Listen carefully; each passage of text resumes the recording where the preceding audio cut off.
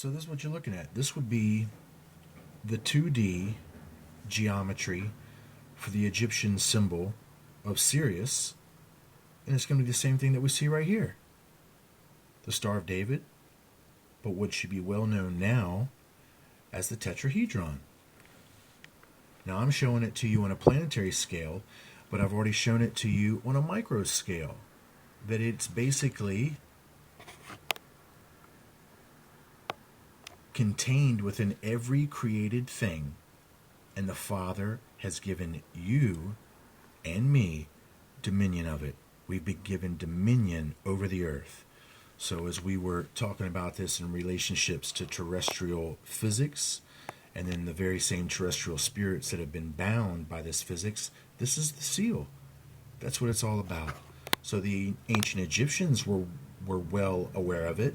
They knew it as a door or a gate, just like you saw somebody in the book of Job knew of it in the very same manner.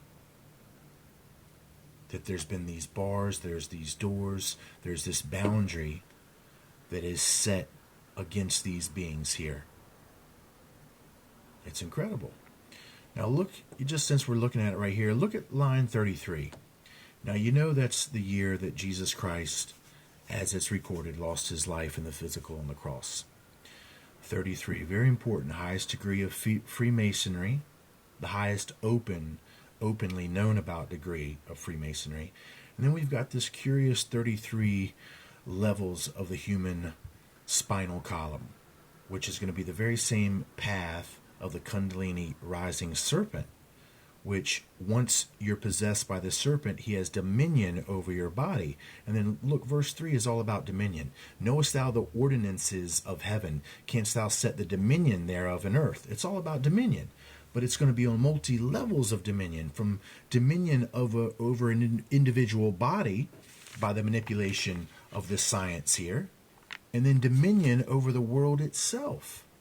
Just like we saw clarified in a few former verses, how once Apollyon, it says, once their kingdom came into the fullness, we see that Apollyon is being clarified as a king. Well, in Revelation 9:11, Apollyon is clarified as a king.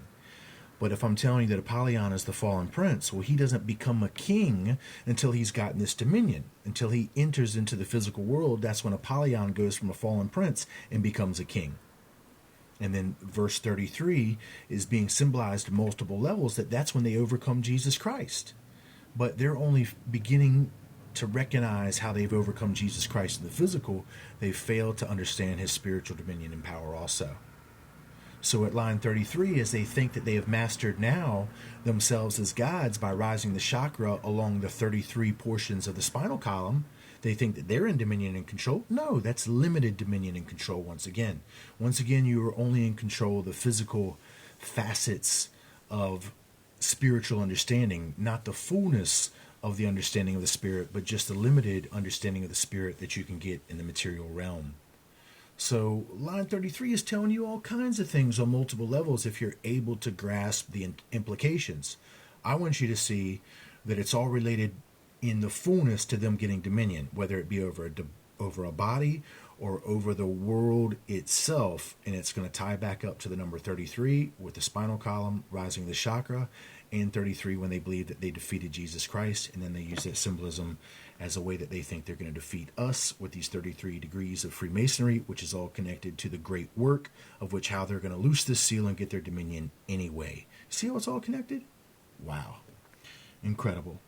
So the very same seal, the whole thing. The proud waves, that's what they're considered, the children of pride. It just doesn't get any more intense than this. So there would be your seal. This is the geometry that's binding them, and there's a whole lot more to talk about here. I'll either come back and do another video to kind of finalize where we are in this series, or I'll just go ahead and start the next series when I come back. Thanks.